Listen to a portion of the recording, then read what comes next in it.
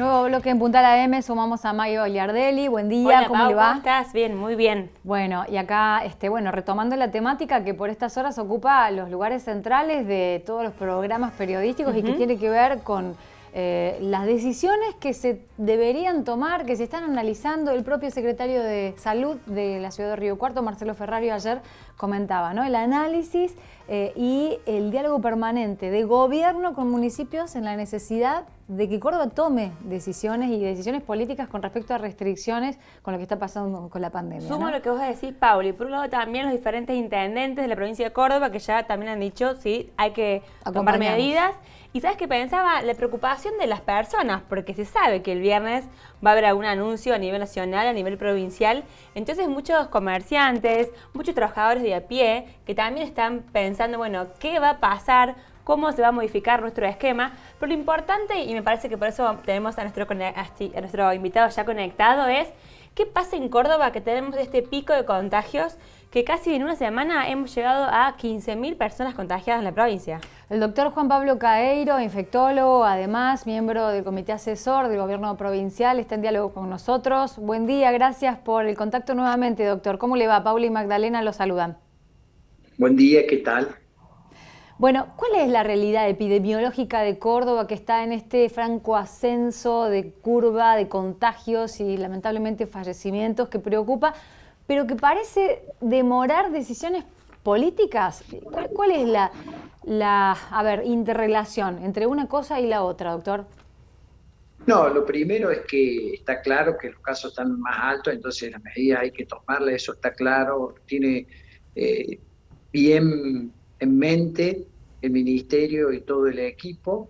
Eh, Probablemente se deba a que haya mucha aglomeración de gente y como pasa con este virus, crece exponencialmente, es decir, que día a día y semana a semana, si uno no se distancia y no toma las medidas, empeora todo, eso por un lado, y por el otro lado, las medidas que se van a tomar las tienen que decidir para que se respete lo que siempre fue la idea del gobierno, es decir, seguir con la parte económica y productividad y los colegios al máximo posible, y por el otro lado, no tanto en las actividades que no implican alguna de esas cosas, ¿no? Entonces, tratar rápidamente de, con las medidas nuevas, disminuir la circulación de la gente e indirectamente la circulación de virus y los casos, ¿no? Doctor, pensando en lo que hablábamos recién, este aumento de este récord de contagios que hace unos días veíamos, ayer por ejemplo 2.700 casos, más que el año anterior, ¿qué pasó? ¿Cómo se explica que tengamos este récord de contagios? ¿Hay más testeos o hay más gente, digamos, cómo lo explican ustedes, los especialistas? Sí, la provincia definitivamente está testeando muchísimo, está tomando otras conductas con otros lugares de Argentina, es decir, no solamente testea los positivos, sino los contactos estrechos y contactos de todos contactos. Eso por un lado aumenta los casos y por el otro lado todavía tenemos mucha gente que nunca ha sido expuesta al virus y si se junta confiada que no se va, que está protegida o no hay tantos casos, uno tiene una falsa seguridad. Entonces me parece que es una suma de las dos cosas y vamos a seguir teniendo casos hasta que no estemos más vacunados si no nos protegemos con las medidas que ya sabemos, ¿no? En ese sentido, doctor, y Córdoba, ¿cómo está con el porcentaje de vacunados, vacunadas hasta el momento? Desde el comité asesor del gobierno, ¿qué es lo que se recomienda? ¿Cuáles serían probablemente las restricciones a tomar? Por ejemplo, el cierre más temprano de los comercios, como lo ha sugerido por parte del presidente, luego de lo visto en París, el recorte de las actividades deportivas y lo que es la periescuela. Nada más, la presencialidad trataría de no tocarse, dice usted. Sí, diría que eso serían las opciones, algunas de las opciones que usted ha mencionado, achicar los horarios, mantener la presencialidad de los colegios, pero las otras actividades tratar de, por un tiempo, limitarlas y tratar de trabajar en todos los distintos sectores, cómo se puede disminuir la actividad, digamos, o la aglomeración de la gente lo máximo que se pueda. En ese sentido, doctor, ¿cuál es el problema más importante? ¿Las reuniones sociales, por ejemplo, es el foco de mayor contagios? Sí, por lo general esos son uno de los focos más importantes y los más difíciles de controlar y de regular. Entonces, por ahí hay que manejarse con los horarios y con la suspensión transitoria de ese tipo de reuniones. Por ejemplo, la ciudad de La Bulaye, aquí en el sur provincial, hace unas semanas que retornó a fase 2. Y hay expectativas por la reunión que el gobernador mantendría por Zoom con los intendentes de diversas localidades en toda la provincia, en donde está la contemplación, ¿no?, de deliberar y poner en situación al gobernador cuál es la situación de cada ciudad, pero que cada comunidad vaya respetando su mapa epidemiológico. Y en ese sentido, ¿qué cree que va a ser la mayoritaria parte de la decisión que se toma en Córdoba, teniendo en cuenta que el mapa está prácticamente rojo, el 80% de los departamentos están con una complicación epidemiológica en la provincia? Sí, claramente es un problema que nos va a suceder a todos, no hay límite geográfico, lo único importante de esto es que hay que trabajar en conjunto, hay que trabajar con toda la gente del interior y todos los intendentes y entre todos tenemos que hacer lo máximo posible para que no sigan habiendo esta cantidad de casos, se abrumen, porque por ahí se abruma una ciudad que necesita camas críticas de otra y a veces de otra ciudad y terminan abrumando también la capital. Entonces es un trabajo que lo tenemos que hacer entre todos, si no, no vamos a tener éxito. Ahora, me parece también importante, aprovechando al doctor Juan Pablo Caeiro, que es un especialista, infectólogo, asesor del COE, cuando uno le dice a las personas, a la población, se dirige a la población y le dice, bueno, por 15 días, por ejemplo, vamos a restringir la circulación, vamos a prohibir las reuniones sociales. Es muy importante convencer a la población de que se sume a estas medidas. ¿Cuál es el argumento más fuerte? ¿Qué podemos hacer o cómo se mejora la situación epidemiológica de la provincia con 15 días en los que frenemos la circulación?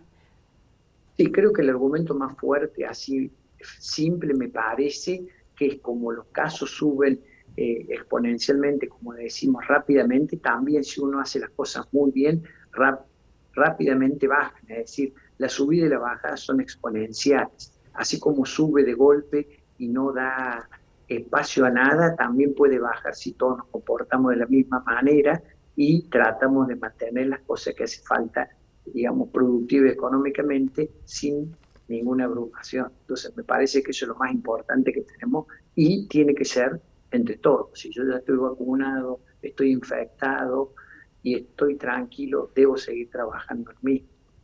Ayer el presidente decía que si no avanza la ley de emergencia COVID, bueno, siempre está la posibilidad del DNU y que a veces la definición de la conciencia individual no alcanza y el Estado tiene que estar más presente con las herramientas para tal fin. Sí. Quería preguntarle puntualmente por el porcentaje de vacunación en Córdoba, teniendo en cuenta las nuevas partidas de vacunas que están llegando, Sputnik V y AstraZeneca fundamentalmente, y por los jóvenes o esa franja etaria, no sé si describirlo tanto como jóvenes, que están siendo de nuevo los más afectados y los que más camas críticas ocupan durante más tiempo. Y más días, claro. Y más días.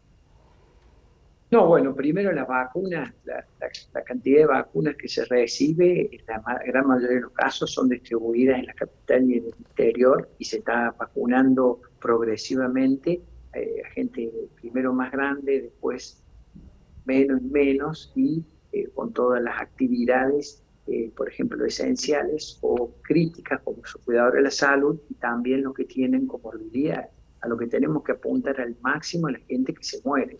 Digamos, eso es lo más importante, la esencialidad de la vacuna. La gente que tiene riesgo de morirse es la que se tiene que vacunar lo antes posible y después a todos los otros sectores que se decidan. Eso por un lado. Por el otro lado, tenemos que trabajar con la gente que se infecta más, porque de nuevo, eso es lo que producen, ya sea joven o no tan jóvenes, que se infecta uno, les va bien, pero llevan el virus a su casa, a sus familiares, a sus seres queridos, ya lo saben, dicho varias veces, para que no pase eso por un tiempo corto y podamos de nuevo restablecer buena cantidad de camas críticas y también tenemos tiempo para esperar las nuevas etapas de vacunación que van a suceder a fines de mayo y a principios de junio, ¿no? En relación a justamente la vacunación y a la población objetivo que sigue, que continúa, ya hay muchas personas que rozan los 60 o incluso 58, 59, 60 años. ¿Hay posibilidad, doctor, que antes del invierno, de que llegue el invierno, también estén vacunados la franja de 50 a 60? Sí, yo creo que sí, ya se está trabajando en eso muy fuertemente y bueno, depende mucho de que tengamos todas las vacunas necesarias para lograr ese objetivo. Córdoba ha trabajado muy bien y sigue trabajando, apenas recibe las vacunas, las distribuye, las coloca lo antes posible y bueno, tenemos que seguir en lo mismo porque esto es el principio, todavía no tenemos números muy grandes para decir en rebaño. Esta mañana se suscitó una situación con la unidad penitenciaria en la provincia de Chubut, una de las unidades penitenciarias, frente al dilema, algunos plantearon, de cuál es la prioridad de las franjas etarias y la población destinada a la vacunación. ¿Cuál es la posición de Córdoba, por ejemplo, con la población carcelaria?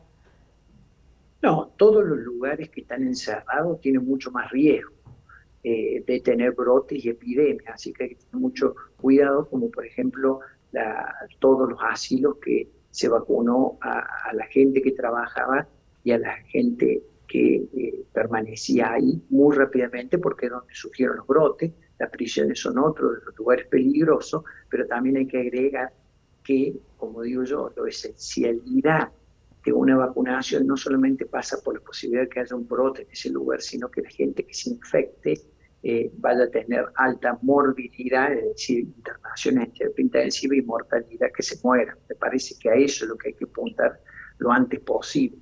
Todavía, hasta donde yo sé, la inmunización, la vacunación en las cárceles de Ciudad de Córdoba o en la provincia no se ha discutido. Ajá, no se ha discutido. Y lo llevo, doctor, al plano ahora del espacio encerrado al espacio libre, digamos. Las actividades, por ejemplo, deportivas al aire libre, las reuniones en plazas, en espacios públicos. ¿Hace falta restringir también ese tipo de encuentros sociales al aire libre?